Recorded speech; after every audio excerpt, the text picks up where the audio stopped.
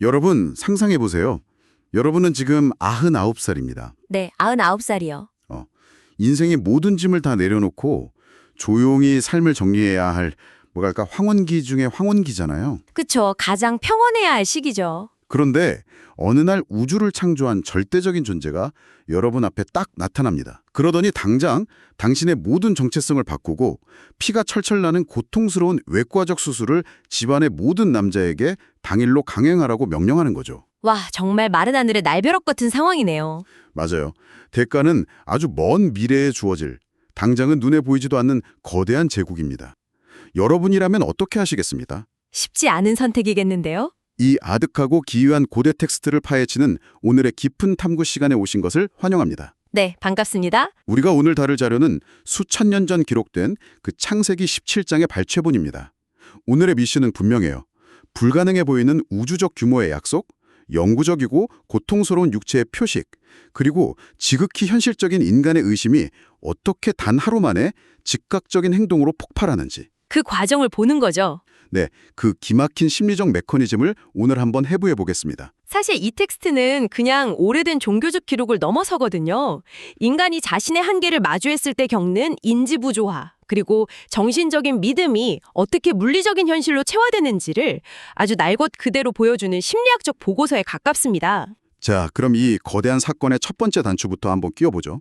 주인공 아브라함이 무려 99세일 때 신이 나타나서 언약을 세우겠다고 선언합니다. 네, 아주 거창한 선언이죠. 근데 아주 흥미로운 게 신이 가장 먼저 요구하는 변화는 무슨 재산이나 거주지 이동 같은 물리적인 환경이 아니에요. 바로 이름이죠. 맞습니다.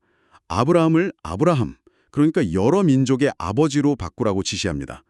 아내 사레 역시 사라, 여러 민족의 어머니로 바뀌고요. 그리고 그들에게서 민족들과 왕들이 나올 거고 가나안 온 땅을 영원한 기업으로 주겠다는 약속이 주어집니다. 솔직히 저는 이 대목을 읽으면서 약간 일종의 극단적인 기업 리브랜딩 같다는 생각을 지울 수가 없었어요. 리브랜딩이요? 네, 아직 내세울 만한 혁신적인 제품은 하나도 없고 창업자는 99세인데 일단 회사 간판부터 글로벌 초거대 우주기업으로 바꾸라는 거잖아요. 안 그런가요? 리브랜딩이라는 현대적인 단어로 접근하면 너무 재밌긴 한데 이 사건의 진정한 무게감을 놓칠 수가 있습니다. 그래요? 왜 그렇죠? 고대 근동사회에서 이름은 현대인들이 생각하는 것처럼 단순히 타인과 나를 구별하는 라벨이나 마케팅 용어가 아니었거든요. 그럼 뭐였나요? 이름은 곧 그 사람의 존재 자체이자 운명의 설계도였습니다. 아브람에서 아브라함으로 이름을 바꾸라는 건 당장 합법적인 후계자조차 없는 99세 노인한테 아직 존재하지도 않는 미래의 결과를 현재의 정체성으로 확 덮어씌우는 아주 무서운 작업입니다.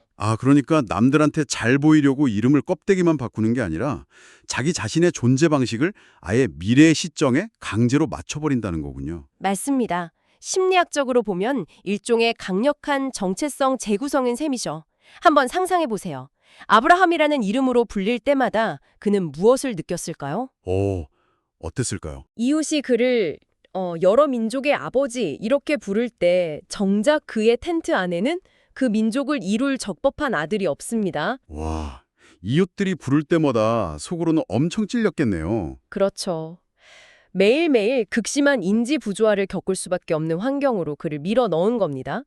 아직 일어나지 않은 일을 이미 이루어진 현실처럼 부르게 함으로써 그의 뇌 구조와 인식 자체를 언약의 스케일에 맞게 뜯어 고치는 과정인 거죠. 야, 현실과 이상 사이의 간극을 매일 자기 이름으로 확인시켜 준 거군요. 바로 그겁니다. 그런데 제가 진짜 혼란스러웠던 부분은 그 다음입니다.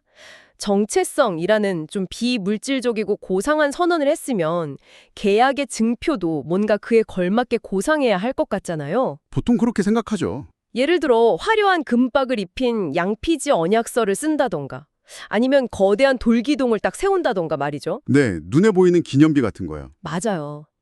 근데 텍스트를 보면 신이 요구한 계약의 증표는 너무 파격적이고 심지어 끔찍합니다.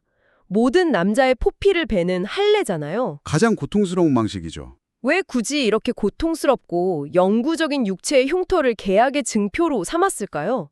그냥 깔끔하게 악수를 하거나 양피지에 지장을 찍으면 안 됩니까? 만약 종이나 돌에 서명을 했다면 어땠을까요? 잃어버릴 수도 있고 불타버릴 수도 있고 시간이 지나면 풍화되어서 지워질 수도 있습니다. 아, 그렇죠. 영원하진 않죠. 무엇보다 인간의 뇌는 눈에 보이지 않으면 너무나 쉽게 잊어버립니다. 신은 인간이 얼마나 망각의 동물인지 정확히 꿰뚫어 본 겁니다. 아, 그래서 잊을 수 없게 만들었다? 네, 인간의 가장 은밀하고 생명과 직결된 신체 부위에 결코 잊을 수 없고 숨길 수도 없으며 절대 취소할 수 없는 영구적인 흔적을 남기게 한 것입니다. 와, 매일 자신의 몸을 볼 때마다 그리고 생명을 잉태하는 가장 본능적인 순간마다 이 우주적인 약속을 물리적으로 상기할 수밖에 없도록 아예 몸에다가 알람을 박아버린 셈입니다. 도장을 계약서 종이가 아니라 사람의 맨살에, 그것도 가장 예민한 곳에 찍어버렸다는 뜻이군요.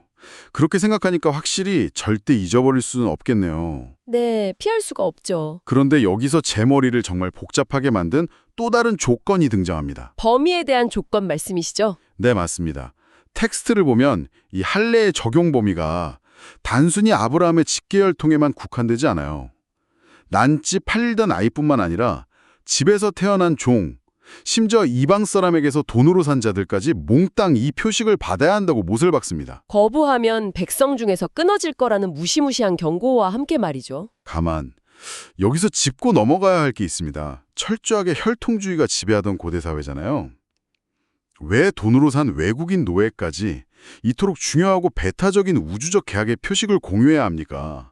그냥 VIP들만 프라이빗하게 가지면 되는 거 아니에요? 현대인들의 관점에서는 혈통이나 DNA를 되게 중요하게 생각하지만 고대 사회에서 가족, 즉 오이코스라는 개념은 단순히 피를 나는 친척만을 의미하지 않았습니다. 그럼 달랐나요? 그것은 한솥밥을 먹고 공동의 생존과 운명을 책임지는 하나의 거대한 경제적, 사회적 유기체였죠. 돈으로 산 노예나 이방인이라 할지라도 아브라함의 가구에 편입되는 순간 그들은 아브라함의 운명과 완전히 결속됩니다. 운명 공동체가 되는 거군요. 그렇죠. 신이 이들에게까지 할례를 요구한 것은 이 언역이 단순히 한 개인의 편협한 핏줄을 넘어서 훗날 여러 민족을 아우르게 될 것이라는 그 아브라함이라는 이름의 본질을 아주 물리적이고 급진적인 방식으로 미리 구현해 놓은 것입니다.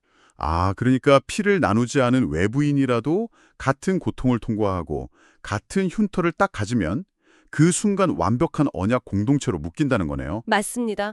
신분 고하를 막론하고 집안의 가장 밑바닥 노예부터 최고 권력자인 아브라함까지 다 동일한 흉터를 갖게 만든다. 당시로서는 정말 파격적으로 평등한 포용적 조치이기도 하네요. 시대를 앞서간 면이 있죠. 자, 머리로는 원대한 비전을 주입하고 몸으로는 취소 불가능한 공동의 흉터를 남겨버렸습니다. 세팅은 완벽해요. 그런데 이 대목에서 이 스토리의 가장 기막히고 지극히 인간적인 하이라이트가 터져나옵니다. 아브라함의 반응 말씀이시죠. 네, 보통 이런 신화적인 텍스트에서 선택받은 영웅이라면 어떻게 반응해야 합니까? 무릎을 딱 꿇고 경건하게 눈물을 흘리면서 제 이 한 몸 다 바치겠습니다. 해야 정상 아닙니까? 당연히 그런 극적인 순종을 기대하게 되죠. 근데 이 99세의 영웅 아브라함은 어떻게 합니까? 바닥에 엎드려서 웃습니다. 텍스트를 보면 속으로 이렇게 생각하죠.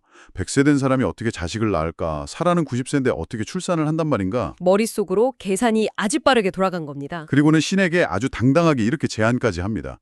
이스마엘이나 하나님 앞에 살기를 원하나이다. 신의 거창한 계획 앞에서 아주 실용적이고 타협적인 대안을 제시한 셈이죠. 전 이 대목이 너무 인간적이라 진짜 헛웃음이 났습니다. 이거 마치 내년이면 애플이나 구글 뛰어넘는 글로벌 억만장자 될 거라고 장담하는 비즈니스 컨설턴트 앞에서 동네 골목 소상공인이 아유 뜬구름 잡는 소리 마시고요. 그냥 지금 있는 이 작은 핫도그 가게나 월세 안 밀리고 잘 되게 해주세요. 라고 말하는 것과 정확히 똑같은 상황 아니에요? 그 핫도그 가게 비유가 진짜 이 상황의 핵심을 정확히 찌르고 있습니다. 우주적인 계약, 그 살벌한 육체의 표식 앞에서 마침내 인간이 겪는 지극히 현실적인 인지 부조화가 폭발해버린 거예요. 핫도그 가게나 잘 되게 해달라는 거군요, 진짜. 근데 아브라함의 이 웃음과 이스마엘에 대한 애착을 단순한 불신앙이나 신에 대한 조롱으로 오해해선 안 됩니다. 그럼 뭔가요? 99년이라는 긴 세월 동안 그가 자기 몸으로 겪고 확인해온 생물학적 한계와 자연 법칙이 명백하게 존재하잖아요. 이 거대한 우주적 약속의 스케일과 자신의 그 늙고 초라한 물리적 현실 사이에 엄청난 괴리감 속에서 상식을 가진 인간의 뇌가 선택할 수 있는 가장 방어적인 제스처가 바로 그 웃음이었습니다. 방어기제라는 말이 확 와닿네요. 기대했다가 실망하는 고통을 겪느니 애초에 기대를 안 하겠다는 심리. 그렇죠. 안 다치고 싶은 거죠. 도저히 불가능해 보이는 완벽한 이상인 이삭 대신에 당장 내 눈앞에 숨쉬고 뛰어다니는 현실적인 결과물인 이스마엘에 안주하고 싶어하는 마음. 우리 모두가 살면서 매일 겪는 타협의 순간 아닙니까? 정확합니다. 텍스트는 영웅의 의심과 한계를 전혀 숨기거나 포장하지 않아요. 적나라하게 보여주네요. 네. 아브라함은 완벽한 믿음의 소유자가 아니라 우리와 똑같이 의심하고 타협하려 하고 상식의 선에서 좀 안전하게 머물고 싶어하는 평범한 노인이었음을 보여주는 거죠. 그런데 신은 아브라함의 이 소박한 타협안을 매몰차게 거절합니다. 단호하게 아니라고 선을 긋죠. 내년 이 시기에 사라가 분명히 이삭을 낳을 것이고 나는 그와 영원한 언약을 세울 것이다. 라고 타임라인까지 정확히 못을 박습니다. 네, 다만 아브라함이 마음을 쏟고 있는 그 이스마엘에 대해서도 크게 번성하게 해서 12두령을 낳고 큰 나라가 되게 해주겠다고 아주 세심하게 배려를 해주긴 합니다. 자, 그리고 대화가 끝이 납니다. 신이 떠났어요. 이제 제가 이 텍스트 연체에서 가장 소름 돋았다고 생각하는 장면으로 넘어가 볼 텐데요. 그날 해가 지기도 전 바로 그날에 아브라함이 13세인 이스마엘을 비롯해서 집안의 모든 남자 종들을 다 집합시켜서 할례를 행해버립니다. 그 의심과 웃음이 순식간에 가장 극단적인 행동으로 전환되는 진짜 놀라운 지점입니다. 여기서 우리는 지금 방송을 듣고 계신 여러분은 스스로에게 아주 진지하게 이 질문을 던져보셔야 합니다. 잠깐 시간을 되감아 볼까요? 방금 전까지 땅에 엎드려서 크크대고 비웃던 사람입니다. 네, 핫도그 가게나 잘 지키자고 했죠. 맞아요. 이삭이고 뭐고 그냥 현실적인 타협을 시도하던 그 노인이 어떻게 대화가 끝나고 몇 시간도 채 지나지 않아서 칼을 들고 집안의 모든 남자에게 고풍스러운 표식을 내는 엄청난 일을 저지를 수 있었을까요? 도대체 무슨 심리였을까 궁금해지죠. 그러니까요. 의심과 행동 사이에 이 기이하고 거대한 간극을 어떻게 메워야 합니까?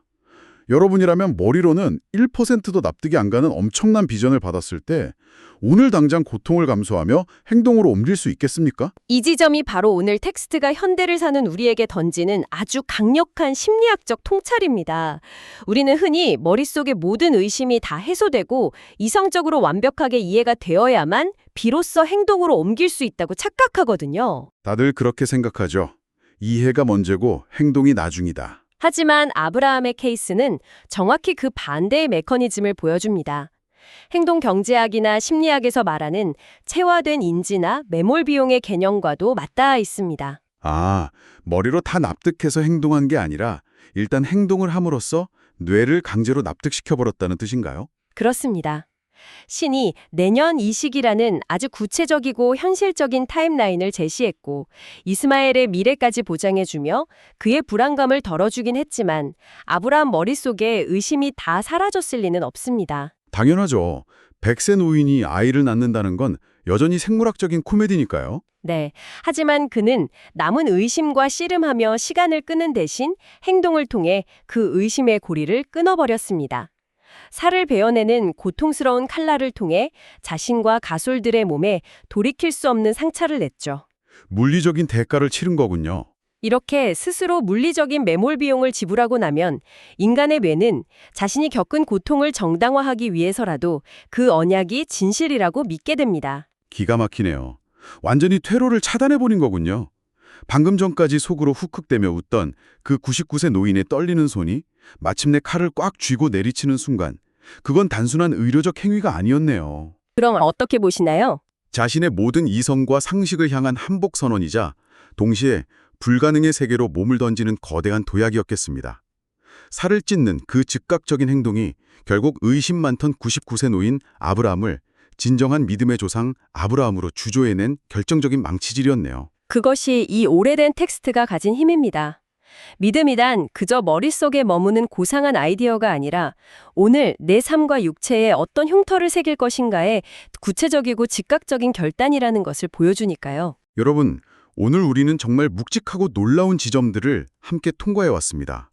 99세 노인의 무주적 리브랜딩, 종이가 아닌 육체에 새긴 파격적인 평등의 계약서, 완벽한 이상 앞에서 엎드려 웃어버린 현실적인 본성, 그리고 그 모든 상식의 벽을 뛰어넘어 당일의 퇴로를 차단해버린 즉각적인 행동까지. 정말 밀도 있는 서사죠.